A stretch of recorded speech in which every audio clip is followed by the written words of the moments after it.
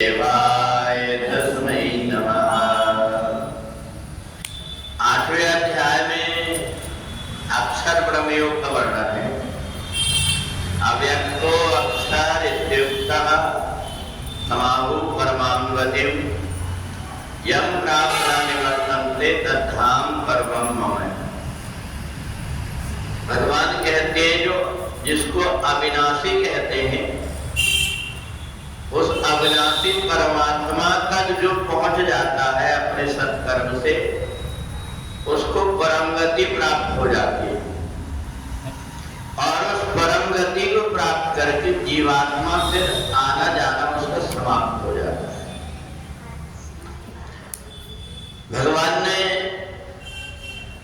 कहा कि ब्रह्मा से लेकर के जितने भी जीव है जिन्होंने शरीर धारण किया, उनको आना जाना पड़ता है। भले इनके दिनों में अंतर है। कोई पृथ्वी के मनुष्य अपने दिनों के अनुसार से जीते हैं, ब्रह्मा विष्णु अपने काल के अनुसार से, परंतु हर किसी को अपना शरीर छोड़ना पड़ता है। तो इसलिए ये जो आवागमन का बंधन है, ये जीवात्मा को कर्म के कारण होता है। हम अपने द्वारा जो कुछ भी शरीर के द्वारा, मन के द्वारा, वाणी के द्वारा कर्म करते हैं, इससे हमारा फिर से आना और जाना बना रहता है। तो अर्जुन ने भगवान से पूछा कि आवागमन जीवात्मा का छूटता कब? काय इनका आवागमन जब तक नहीं छूटता तब तक अपने धाम पर नहीं पहुंचा। जैसे कोई व्यक्ति तीर्थ के लिए निकलता है, तीर्थ में उसको आनंद आता है, अच्छा लगता है, परंतु उसको इस बात का पता रहता है कि मैं जहां रह रहा हूं, जो स्थान में रह रहा हूं, ये मेरा स्थान नहीं है। इधर उधर घूम करके जब वो घर आता तो उसको अच्छा लगता है, अब मैं अपने घर में आ गया। ऐसा ये जीवात्मा भी है।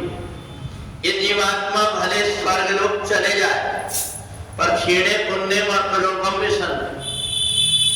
स्वर्ग लोक जाने के बाद में भी फिर से लौट करके आना पड़ता। तो इसलिए समझदार व्यक्ति जो कुछ भी अच्छे कर्म करता है, उसके बदले भगवान से कुछ नहीं चाहता। उसके बदले ये चाहता है कि मेरी बुद्धि ऐसी पवित्र बनी रहे कि मैं जब कभी भी जो कुछ भी कर्म करूं तो उसमें आसक्त ना हो जाऊं। जो भी कर्म करूं तो दृष्टा मात्र बन करके कर्म करूंगा। ये दृष्टा मात्र बन करके कर्म करने से जीवात्मा को एक फायदा ये होता है कि कर्म के बंधन उसको बांधते हैं। वो ना तो कर्ता मानता है अपने आप को, ना उसके द्वारा कोई कर्म हो। तो इसलिए ऐसा व्यक्ति जिसने दृष्टा मात्र बन करके और कर्म किया है, जिसका चित्त संसार में नहीं बल्कि संसार बनाने वाले के चरणों में लग गया, उस व्यक्ति का शरीर कोई भी हो, जितने दिन भी यहाँ रहे, परंतु जितने दिन यहाँ रहता है उतने दिन भी आनंद से रह करके अपने परम धाम पर पहुंच जाता है।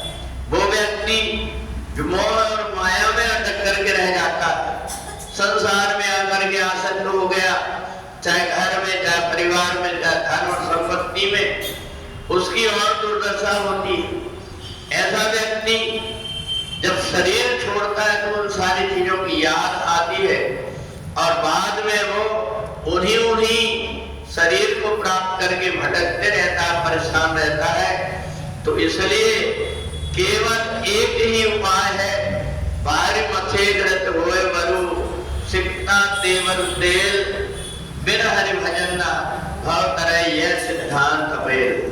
जब तक ये जीवात्मा परमात्मा की भक्ति नहीं करता,